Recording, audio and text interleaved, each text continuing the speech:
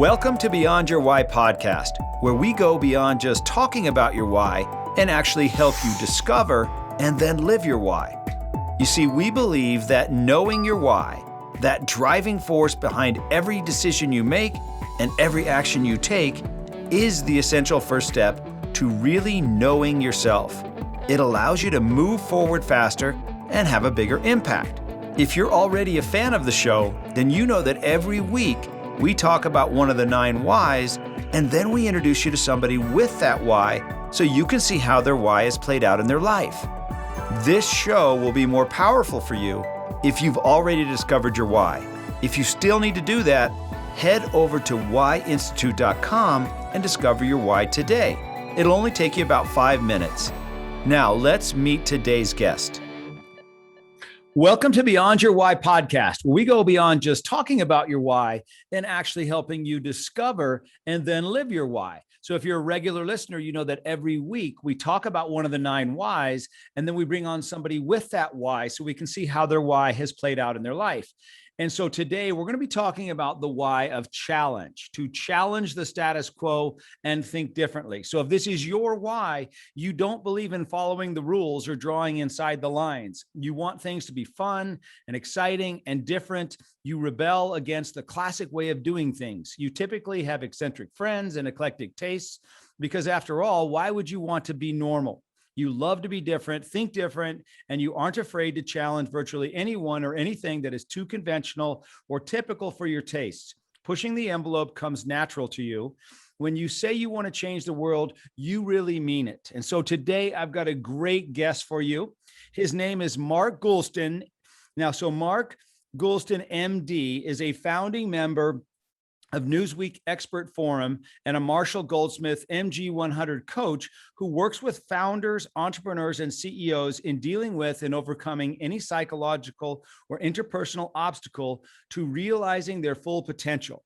He is the co-author, along with Diana Hendel, of Why Cope When You Can Heal: How Healthcare Heroes of COVID-19 Can Recover from PTSD and Trauma to Triumph, a roadmap for leading through disruption and thriving on the other side, as well as being the author or co-author of 7 additional books, with his book, Just Listen, becoming the top book on listening in the world.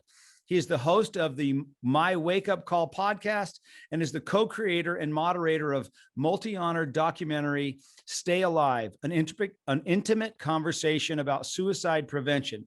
He's on the board of advisors to HealthCore and BioSync, and is an advisor to No Worry, No Tension, the leading company in India focused on emotional wellness, and the co-creator of the Goulston Vora Happiness Scale. He was a UCLA professor in psychiatry for more than 20 years, with a subspecialty focus on suicide prevention and helping the surviving family members following a completed suicide, and is also a former FBI hostage negotiation trainer. Mark, welcome to the podcast.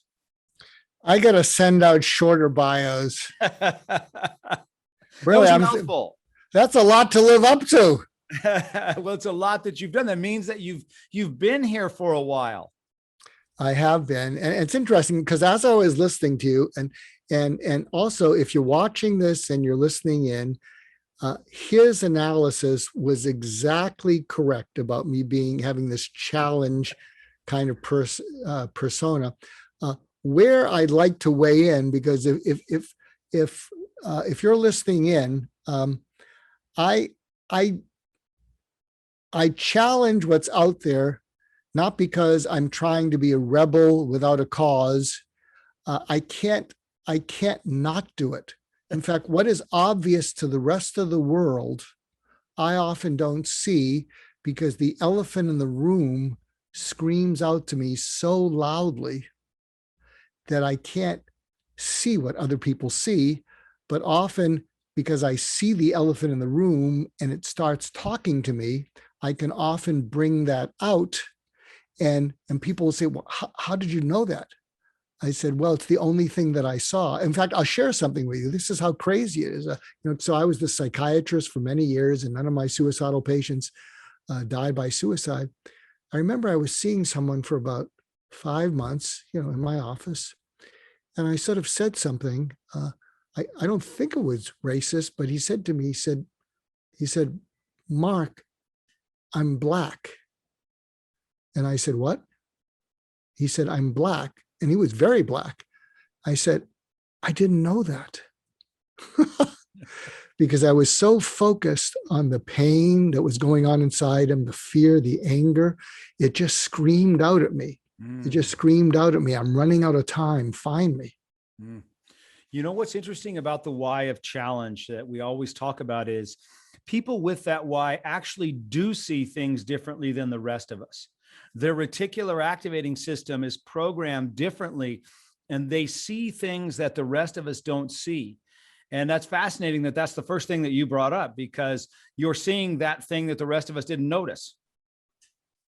Yeah, absolutely. And I guess I'm getting to know Gary, and I hope I get to know him even more, because I took his quiz, and it was, and if you're watching this or listening, at the very least, take it. It's going to tell you stuff about yourself. And this is not a paid advertisement. It was just remarkable.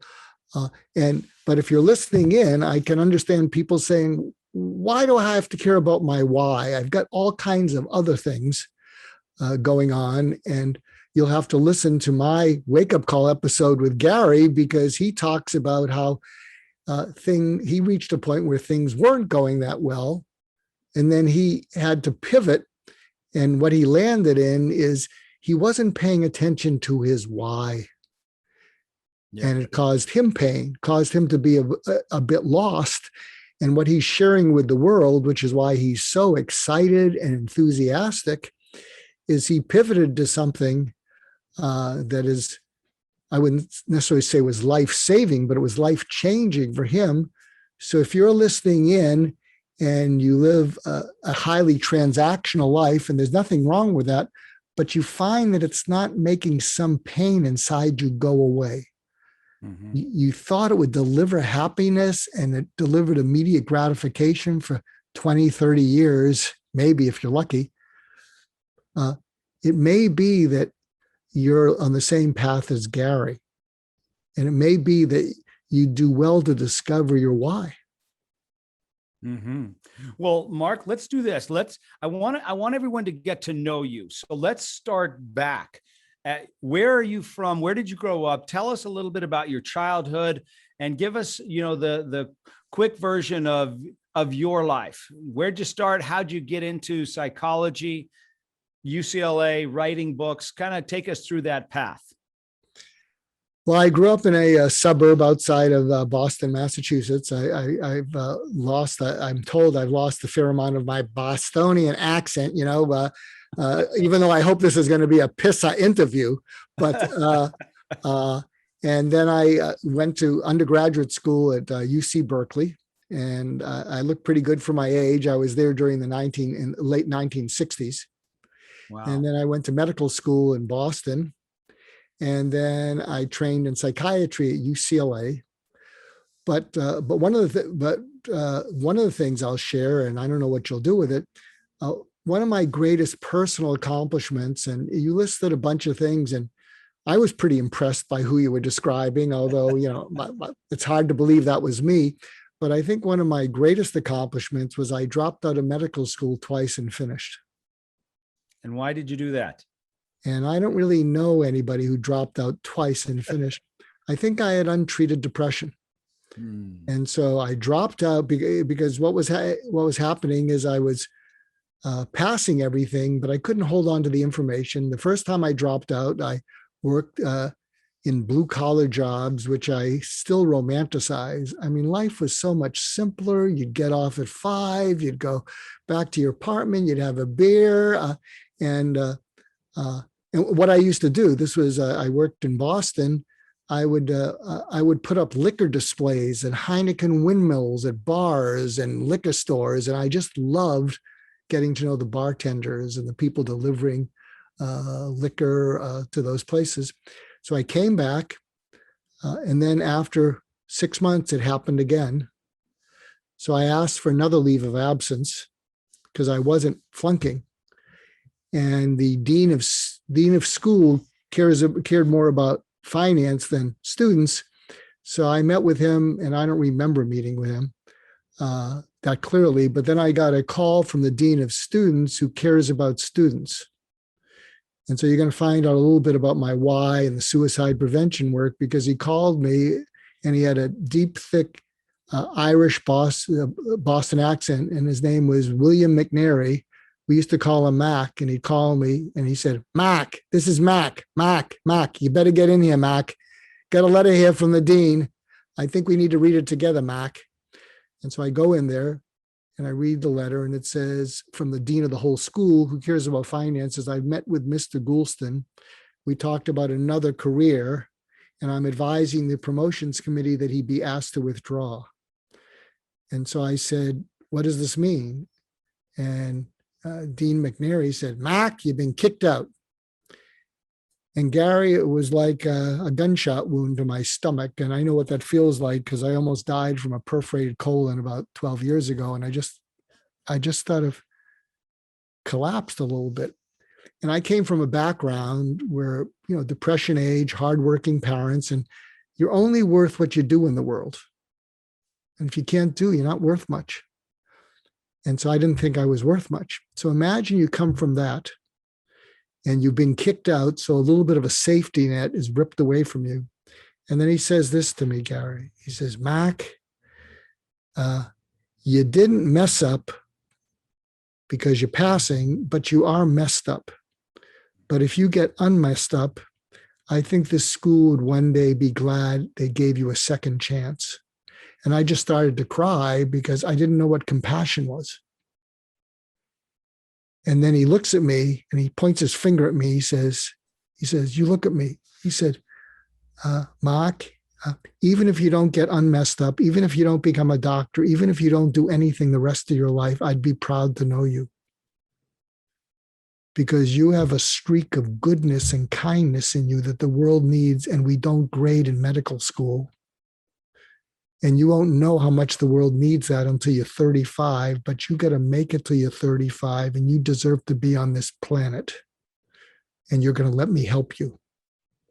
If he had said, if I can help you, give me a call, I probably wouldn't have called him. I probably wouldn't be here today. And so the combination of not believing in yourself at all, your future cratering, having someone reach in and see a future for you that you don't see. And then he went to bat against the entire medical school. He arranged an appeal. He was just a PhD. He stood up against the rest of that promotions committee, who were all MDs, heads of hospitals, because he saw something in me that I didn't see. And so the combination of that, I took a year off and I went to a place called the Meninger Foundation, which was a very famous psychiatric foundation institute that was in Topeka, Kansas then. It's now in Houston. And this is how old I am. It was during the oil embargo, I think in the early 1970s. And so I drove from Boston to Topeka. And I grew up in the suburbs, but I was able to connect with schizophrenic farm boys.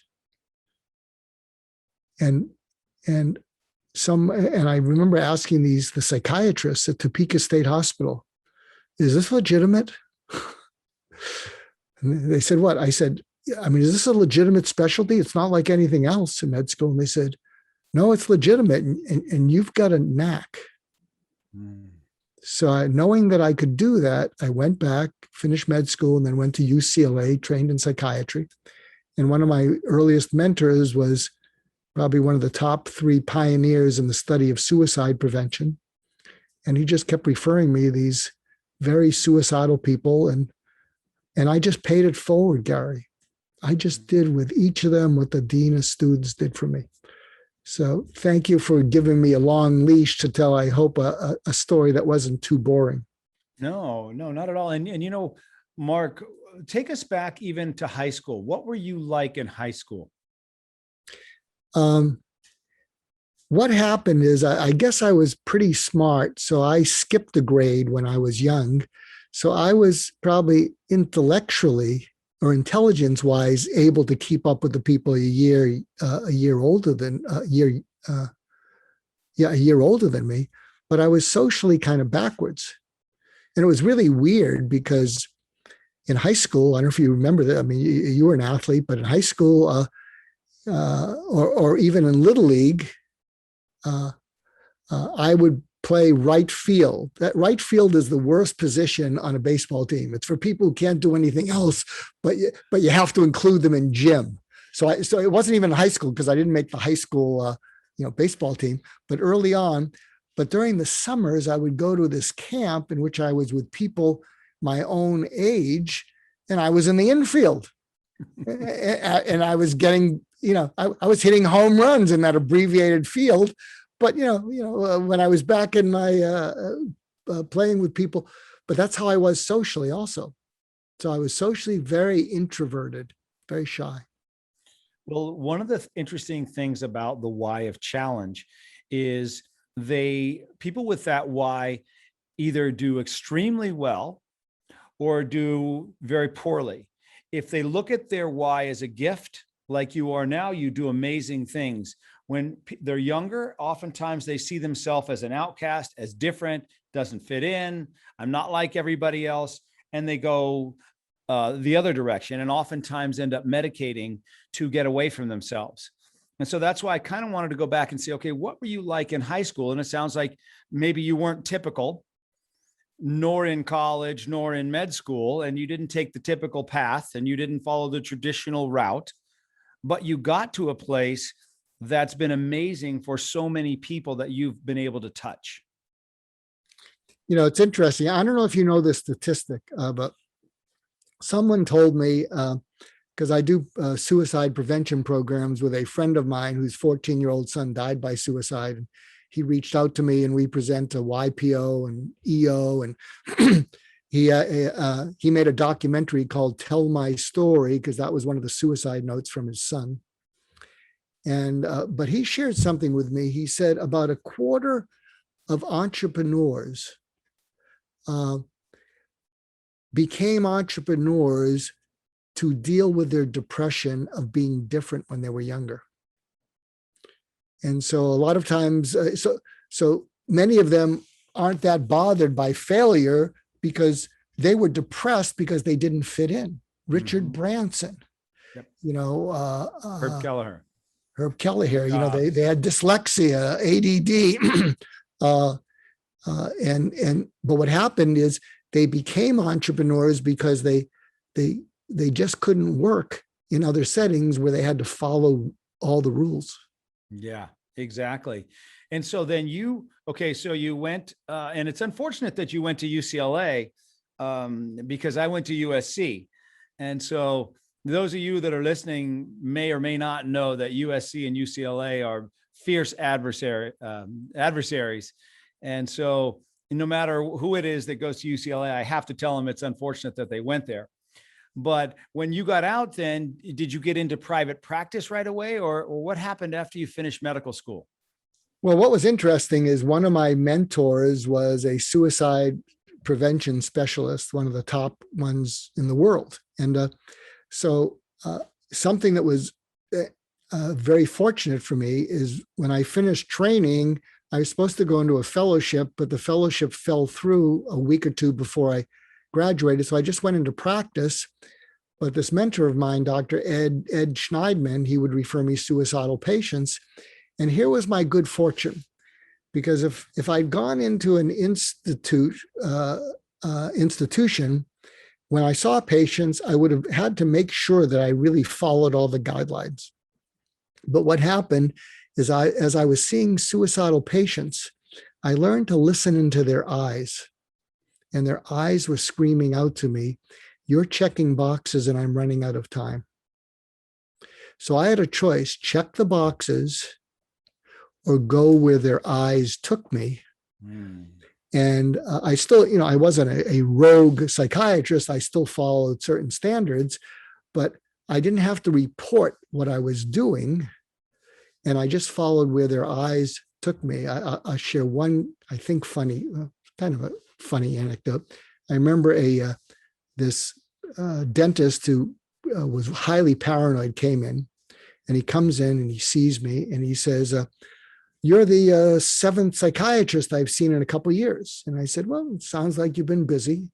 And he says, yeah, I'm looking, for one that I think will work with me. And he says, but before we go any further, I need to tell you something. The people above my bedroom make noise all night long. They won't shut up. It's driving me crazy. And I was about to say something empathic that sounds really frustrating. And he says, but before you answer me, you need to know that I live on the top floor of my building and there is no access to the roof above me. And then he gave me a Chris Rock gotcha smile, like, what are you going to do with that one? And so I'm playing in my head. So he's said this to 6 or 7 psychiatrists, and they probably said, I can understand how that must be frustrating. That may be part of the things that we can help with. Maybe we can treat it in such and such a way. But he looked at me. So I'm playing all the normal responses, kindly responses. And in my mind, I said, do I want to help him? Or do I want to just give him another reality check and have him go look at another psychiatrist? So he's looking at me with that look. And we'll call him John. And I said, John? He said, yeah. And I looked right into his eyes and I said, I believe you. And he looked at me and his eyes just filled with tears and he just started sobbing and, almost convulsing. And I thought, oh, great, I've just released someone, I've just pushed them over the edge. But I know this territory pretty well, and I knew it would be like a tropical storm. And so I just let him cry, and he cried for about 5 minutes. And then he stops, and his eyes are all bloodshot. And then he looks at me with a huge smile, and he says, it does sound crazy. And we connected. That's great. So is that a common thing for people that are struggling with suicidal tendencies? Is the fear or they need to be heard? Or is there a common theme, or is there not a common theme? I've never experienced somebody in that situation. I don't know what I would do if I ran into somebody that was struggling. Well, it's interesting. The week after Kate Spade and I think Anthony Bourdain, they died by suicide around the same time. And I wrote a blog, which you can find if you look, and it's called Why People Kill Themselves. It's Not Depression. It got 500,000 views in 10 days. It's on Medium. I think it's elsewhere. And I said, there's hundreds of millions of people, maybe 1 billion or more, who are depressed in the world. And the majority of them are don't commit suicide. There's people who lose marriages and lose jobs, and the majority of them don't die by suicide. And then I thought, one of the things that nearly all the suicidal patients I saw had in common is they had despair. And if you break the word despair into DES-PAIR, they feel unpaired with reasons to live, hopeless, without a future, helpless, powerless, worthless, useless, purposeless, meaningless. And when they all line up together like a slot machine, pointless. And they pair with death to take the pain away. And so one of my recent books that you mentioned 2 books, Why Cope When You Can Heal, and then the second book was Trauma to Triumph. But in Why Cope When You Can Heal, I introduced the approach that I've finally given a name to that I used for 25 years. It's called surgical empathy. Surgical empathy. And something I didn't go into, but I am now when I give talks on it, is if you know the term dialysis and the term lysis, it breaks things. So the way surgical empathy works is it works through a process of empatholysis, which means that you break the destructive connections that people are connected to that are holding them back. So one of the things that people who are highly suicidal feel that you wouldn't feel if you haven't been there is death is compassionate to hopelessness and pain that won't go away. Death is like the sirens calling out to the sailors, we'll take away your pain. And that's what death does to people who feel highly suicidal. So they feel not just understood, but felt. Death will take it away. So in my book, Just Listen, which did so well around the world, is I talk about how do you cause people to feel felt? And feeling felt is not the same as feeling understood. Feeling felt is you don't feel alone in the hell you're going through. So I learned how to interact with my patients who were feeling suicidal, and they felt less alone in hell. And I didn't push treatments on them. What I basically said is, I'm going to find you wherever you are. And when I get there, I'm going to keep you company. And then if you want some treatments, because all the ones you've tried haven't really worked, you'll say, maybe we should try something. But job one is, I want to find you in the dark night of your soul and keep you company. Interesting. So when you talk about how to help people feel felt,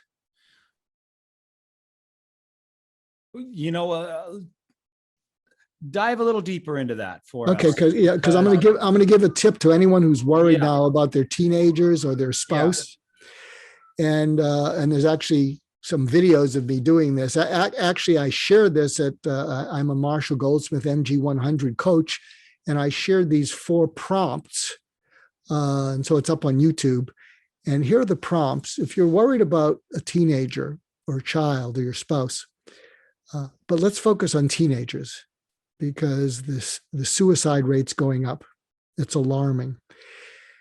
And my advice to parents is, don't have a heart-to-heart talk with a teenager unless they initiate it. So do this when you're doing something together, like driving, doing an errand, and say, all of us parents are kind of worried about our kids. Can I ask you a few things? Okay, mom. Okay, dad. And here are the 4 prompts. The first one is, at your absolute worst, how awful are you capable of feeling about yourself or your life? And they're going to go, what? Yeah, how much pain are you capable of feeling about your life or yourself when it's at its worst? And your teenager's going to say, pretty awful. And using surgical empathy, you say, pretty awful or very awful? Okay, dad. Okay, mom. Very awful.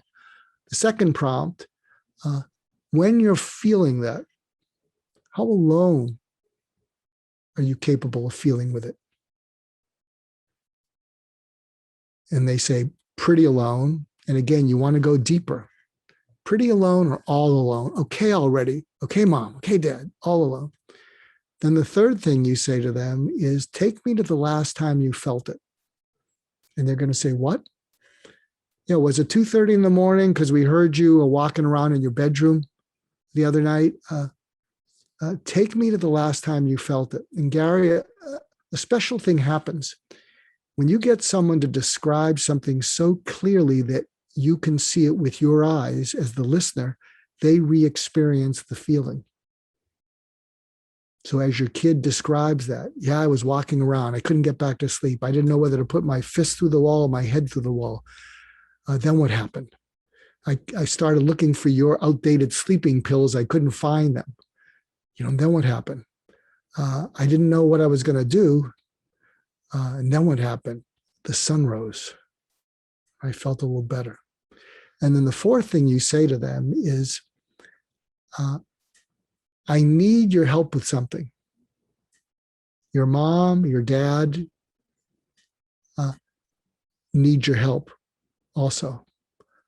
When you're feeling that way, or you're even heading down that way, I want you to do whatever it takes to get our undivided attention.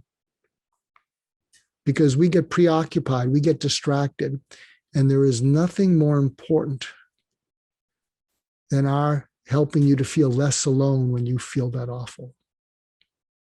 Do you understand me, honey? So if you follow those steps or tactics, you may need to modify it, but that can help. Something else I'd like to share if we're giving advice to your audience. Sure. Please. Is, I'm expanding my work now from suicide prevention to stubborn children who grow up to be angry teenagers or defiant teenagers, or failure to launch 20-somethings who are being passed by their younger siblings. So one of the ways to prevent it, and I'm partnering with a great partner, and we're launching this, and we're having families do this. And I can send a link to an article where actually the writer tried it and said it was amazing. So every day we're asking families, when you're with your children, and it works when they're about 6 or 7 or older, you say, we're going to have an exercise every day. And we're going to talk about 4 things. And the parents go first. What is something that you felt upset about? That's the first thing. Second thing is, what did it make you want to do? That was your impulse. What did you do? And the fourth thing is, how did that work out? What did you feel upset about? What did it make you want to do? What did you do? How did it work out? And what you're teaching your children and what you're modeling is self-restraint. Because a lot of times children don't listen to their parents, they imitate their behavior, and they don't see self-restraint. They see mom and dad snapping at each other. And so the children model the behavior. They often don't listen to lessons. And so by doing this, what the parents are modeling is, whenever we feel upset, we have an impulse to do something that's probably not a good idea. And we recommend to the parents, don't bring up something that's going to freak out your kids. Don't say, well, mom and dad lost their jobs and we're going to be in the street tomorrow. Try and pick something that's not going to freak your kids out. And what we're hearing, Gary, is how it's helping marriages, because what's going on is moms and dads, after they do the exercise, they go upstairs and one of them will say to the other, what I was feeling upset about was you. When I'm upset with you is I either yell or I mope, but I didn't do that. What I'm doing is I'm telling you what I felt upset about, and going forward, please don't do that again. So by going through this exercise, what the whole family is modeling is self-restraint. I don't want to get into politics, but I think what we're seeing right now, and why I think this country is in so much trouble, is you're seeing people not modeling much self-restraint. And we're seeing the negative consequences of that. So let's talk about that for a minute. What are the negative consequences of not practicing self-restraint? Well, now, I hope your listeners know that you're an amazing athlete. No, really. You got to look up, everything you can find out about this guy. But part of what you learn as an athlete is you need to be able to show self-restraint and turn your anger into focus and determination.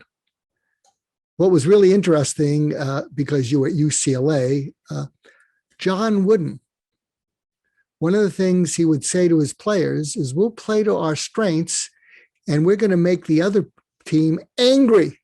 We're going to make them lose their cool, because if they lose their cool, they're going to lose. We'll play to our strengths and we're going to be very centered. And you probably know the story where he taught his players to lace their shoes, spent a lot of time lacing their sneakers to avoid blisters. But he was, he might have been the most admired college coach ever. Yeah. I like what you said there. Lose your cool and you lose. How do you, so that's how you help, those questions there is how you help people practice self-restraint so they don't lose their cool, so they stay in the, with their strength. Right. Oh, I love that. And so that's been very helpful. Just hearing what you've got to say there about working with somebody who's going through those kinds of challenges. Because I think most of us, especially parents, I mean, we don't have any idea what to do. We do what maybe we would have done, but that's not necessarily going to work. So those 4 questions were very helpful. Thank you for sharing that. Oh, thank you for giving me a platform. Thank you. Yeah. So now you transitioned, or I'm assuming you transitioned from doing suicide prevention into working with CEOs and executives. And how did that happen? Well, I think, as I mentioned to you earlier, it seems like a long time ago, I see the elephant in the room and I somehow make it safe for people to open up. And so what happens is I'm not just a coach, I'm a confidant and advisor to CEOs. And a couple of them have said, I can't hide from you. I said, is that good or bad? One said, it's weird, but it's not bad. Another one said, I hide from everyone, including myself. And so if you go to my LinkedIn profile, basically, I seem to be able to be helpful to founders, entrepreneurs, and CEOs about any psychological or interpersonal challenge that they're having. So how are you able to see the elephant in the room? Tell us about that. What do you mean by that? What does that look like, feel like for you? Because you're seeing something we don't see. How do you do it? Well, I'll give you, can I give you 3 quick anecdotes? Sure. And this is how I learned to listen into minds, into eyes, and into souls. So the first one, I was on rounds at a VA hospital in Boston. And this was, I think, just before I was going to drop out, but I was probably quite depressed. And we were outside, I'll call him Mr. Smith's room. And all the other medical students and the interns and the residents and the attending physicians, they were all jockeying, Mr. Smith needs, chemo, Mr. Smith needs surgery, Mr. Smith needs such and such. And I'm just like a ping pong ball, not knowing what he needs. And a nurse comes over to us. We're outside Mr. Smith's room. And she said, didn't you hear Mr. Smith jump from the roof last night? He's in the morgue. And as loud as your voice is right now, I heard a voice say to me, maybe he needed something else. So that's listening into minds. My second thing was listening into eyes. And this is how I learned how to listen to eyes. I was paged to see an AIDS patient way back when, I think in the early 1980s. I don't even think it was given that diagnosis yet. And I was paged by the doctors up in the one of the medical floors, and they said, we need you to okay these restraints on his arms and legs and an order for an antipsychotic medication because he's pulling at the IVs, he's pulling at his respirator, he's kicking and screaming. So I go in the room and we'll call him Mr. Jones. And Mr. Jones looked at me and his eyes were like saucers. And he couldn't talk because he had a respirator tube in his throat. And he's going, and I say, what is it? And he's going, and they said, he's just psychotic. And I gave him a pencil to write something in his right hand. And he just scribbled. And I thought, well, maybe they're right. And I said, look, you were pulling at your IVs, you were kicking, you were writhing off the bed, you were pulling at the respirator tube. You were just, we had to put down your arms and legs. And I gave you something to calm you down. And then when you calm down, we'll take everything off. So a day later, I get paged and they say, Mr. Jones told us to page you. And I go into his room and he's seated up in bed. He's off the respirator, off the restraints. And he looks into my eyes and they weren't saucer shaped, but he looked into my eyes and he grabbed my eyes with his eyes and he said, pull up a chair. And he wouldn't let go of my eyes. And he said, what I was trying to tell you is that a piece of the respirator tube was broken and stuck in my throat. And you do know that I will kill myself before I go through that again. Do you understand me? Mm. And he wouldn't let go of my eyes. And I just said, yeah, I'm sorry. Mm. I get it. And then the third case, which was really when I was out practicing as a psychiatrist, seeing suicidal patients. I used to moonlight at one of the state hospitals. So once a month, I'd cover for other doctors on a weekend. And sometimes you'd be up 24 hours and you'd be sleep deprived. And I was seeing a patient that was referred to me by Dr. Schneidman, and I'll call her Nancy. That's not a real name. And I didn't think I was helping her. She'd made 2 or 3 suicide attempts before I started seeing her. She'd been in the hospital several times a year. And back then you could be in the hospital for a month. Now it's, they get you in, they get you out. And I didn't think I was helping her at all. And she didn't make much eye contact. So this is where I learned how to listen into people's soul. So it's Monday. I hadn't slept much. I'm in the room. There's Nancy. She's not looking at me like you and I are looking at each other. She's looking, 30 degrees to the right. And as I'm seated with her, the color in the room turns to black and white. And I'm looking out of the room and it's black and white. And then I get the chills. And I thought I was having a seizure or a stroke. So I did a neurologic exam on myself. I'm tapping on my knees. I'm tapping on my elbows. And I said to myself, I'm all here. I'm not having a stroke or seizure. And then I had this crazy idea that I was looking out at the world and feeling what she felt. And because I was sleep deprived, I blurted something out that normally I wouldn't say. And I said, Nancy, I didn't know it was so bad. And I can't help you kill yourself. But if you do, I will still think well of you. I'll miss you. And maybe I'll understand why you had to get out of the pain. And I thought, did I think that or did I say that? And I thought, I just gave her permission to kill herself. I'm really screwed. And she looked at me for the first time, and she looked and she held on to my eyes. And I thought she was going to say, thank you for understanding. I'm overdue. And I said, what are you thinking? And she said, if you can really understand why I might have to kill myself to get out of the pain, maybe I won't need to. And then she smiled. And that's when I started going into their world because I didn't want to let go of her eyes. This is the first time we made eye contact like that. And I said, I'll tell you what we're going to do. I'm not going to give you any treatments that you've been tried on before that really haven't worked and have you come back and tell me that you didn't try them because they didn't work. Would that be okay?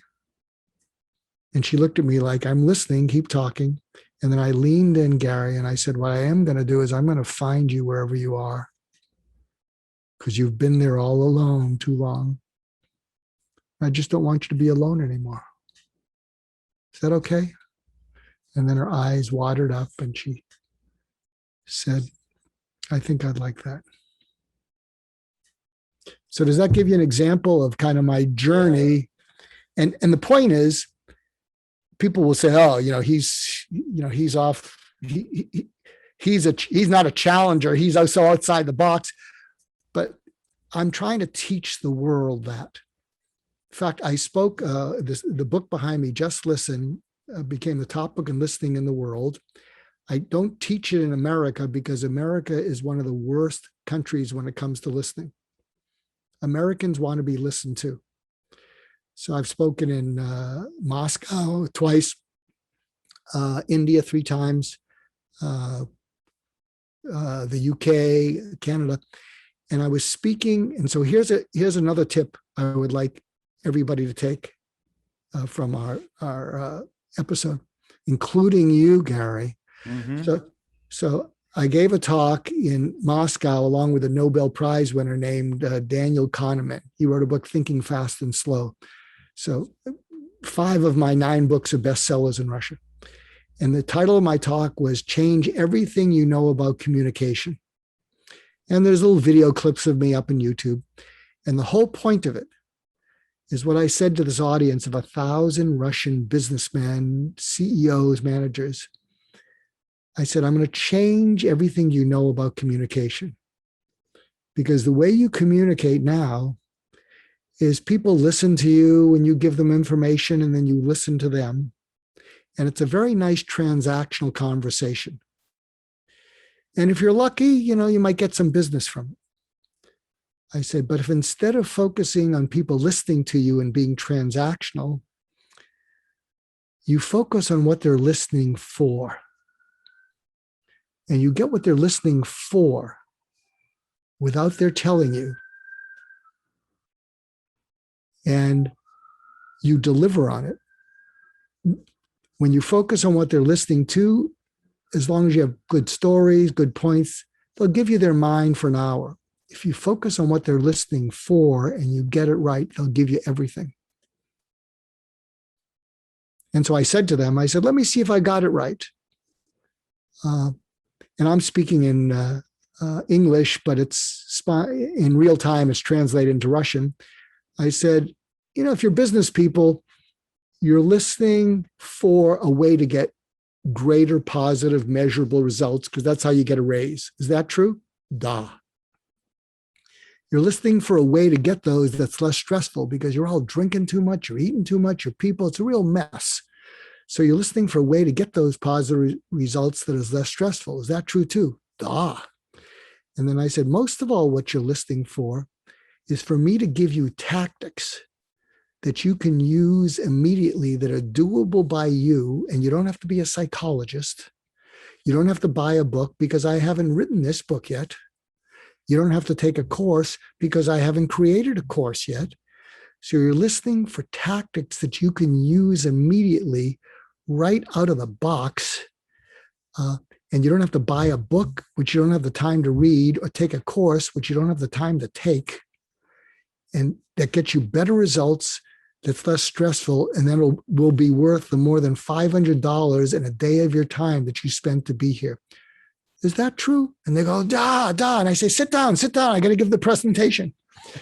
But do you follow what I'm saying? Is that, and so my counsel to you, because if you're watching and you're listening, you need to go to the Why Institute, because Gary is still that incredible athlete. And he wants to share something with you that changed his life for the better, changed how he's going to spend the rest of his life. Mm-hmm.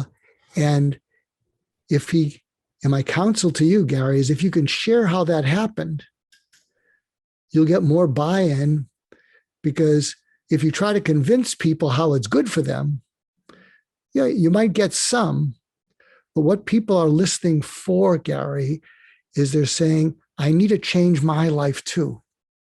Something's not working right. And all the stuff that I did that got me some positive results aren't working. I don't know what else to do, Gary. But I got to do something else. And because I'm like a broken record, I'm living the definition of insanity. I keep doing the same old things, expecting different results.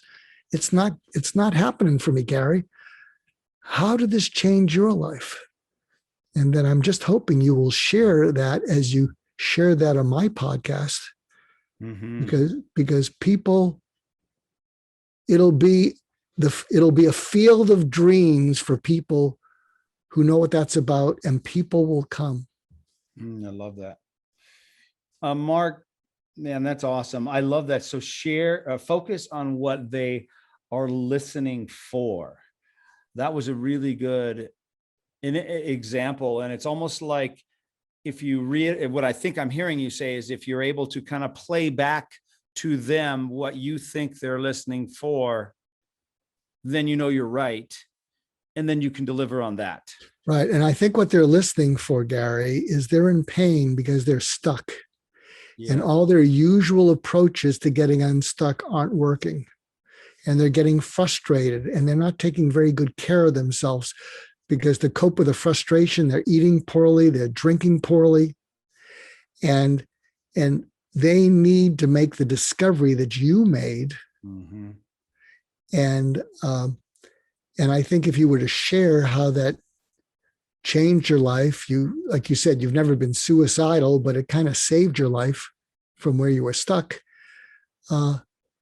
That's your audience. I love it. And, when I was on your podcast, I didn't elaborate enough on that aspect of it, more the convincing versus the compelling. Compelling. Yeah, I love that. That's super helpful. And I appreciate you bringing that up.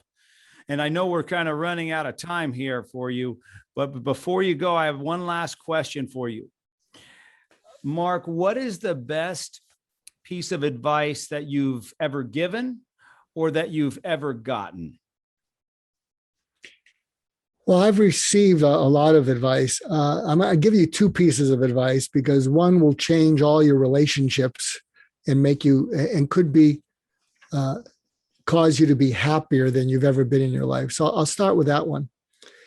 And that one is, it's a quote from a friend of mine, Dr. Shani Duperon. And she said, "Forgiveness is accepting the apology you will never receive." Forgiveness is accepting the apology you will never receive. After I heard that, I tried that with my dad, who's been dead since 1995. And I tried it 3 years ago. And the apology that I never received from him was one of the things that he used to say, because he was a sort of a numbers person, an accountant. And when I would come up with creative, challenging ideas, that kind of made him a little crazy, like a CEO who was like a sales type person.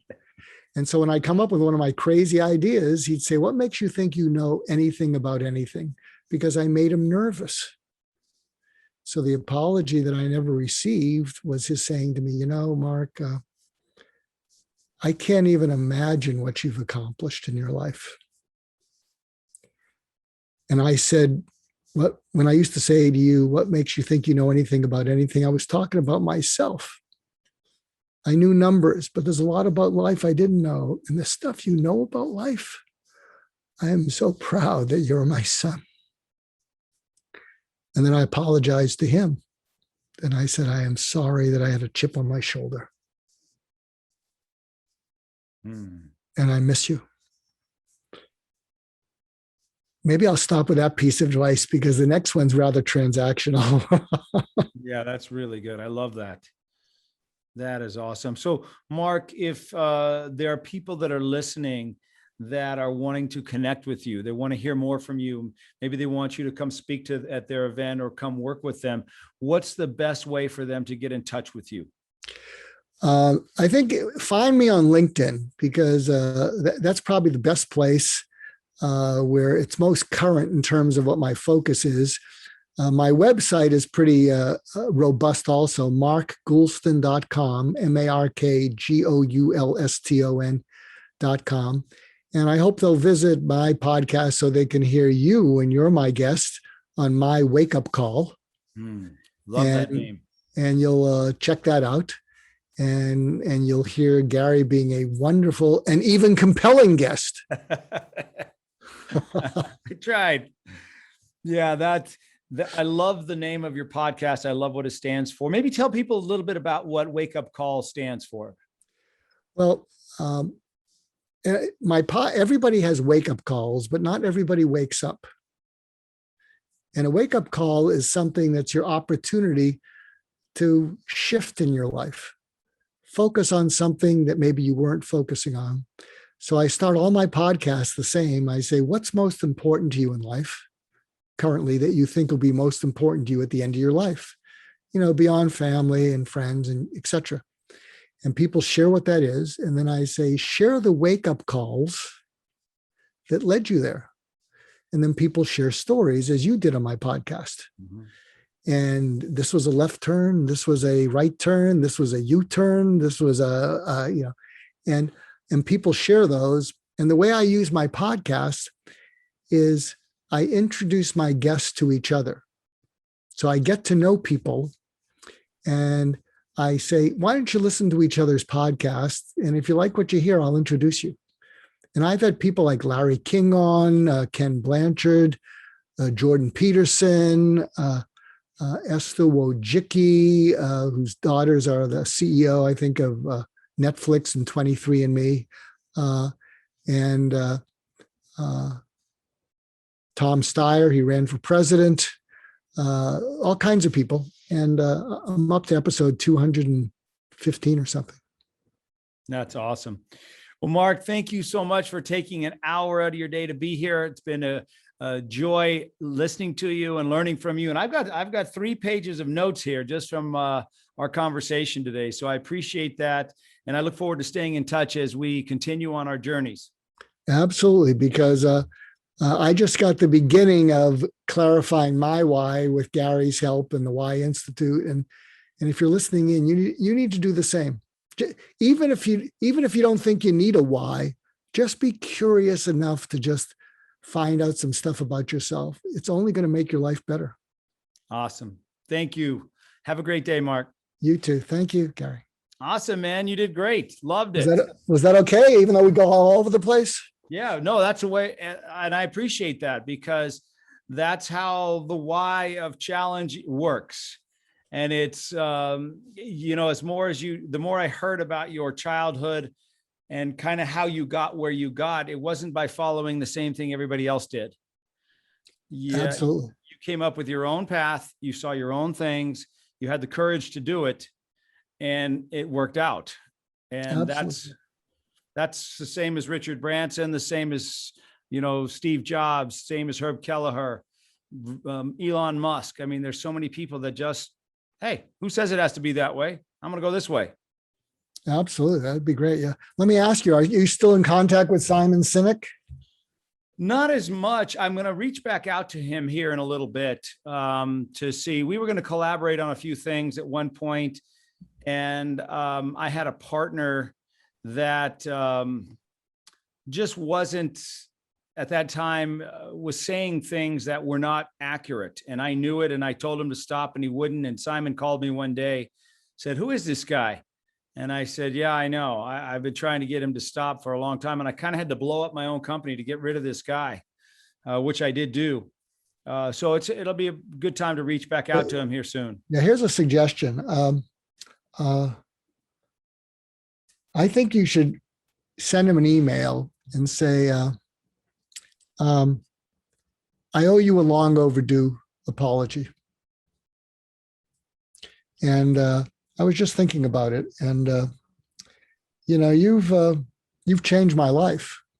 You're the main influence on what I'm doing now. And I had a partner who dishonored your brand. You have an amazing brand. The world trusts you, has confidence in you, respects you, loves you. And he dishonored your brand. And I'm glad I was able to move away from him, but I should have done it sooner. And I just wanted to say I'm sorry. I would say that, not ask him what he's doing, but you might try that, see what happens. That's a good idea. I'll do that. I'll just text him. Yeah, sounds good. Okay, let's stay in touch. We'll stay in touch. Got to go fix my eCam. Okay. And I'll let you know when this is going to come out. It's not going to be that long from now, and we'll keep moving forward. Absolutely. Yeah. And I'm happy to, because I think you're getting my message about the compelling versus the convincing. Yeah, I like that. And I think part of it, my guess is that there's probably a part of you that's emotionally shy. So you're much more a take action, let's do something. And it may be that that you're a little bit emotionally shy with getting really emotionally close because you're such a take action person. Yeah. But why is very close to people's hearts. So I'd be happy to, mentor you, because I think if people can see that it was out of pain, as opposed to, hey, I came up with a neat solution. I was in a funk. If you're in a funk, here, take my solution. Work for me, should work for you. And here's, if you're interested, I would love you to grow into that. Yeah, I need to. Yeah, you do. And I think if you shared that apology with Simon Sinek, I can't guarantee that he'll get back, but it wouldn't surprise me. He'd say, thank you for that. It meant a lot.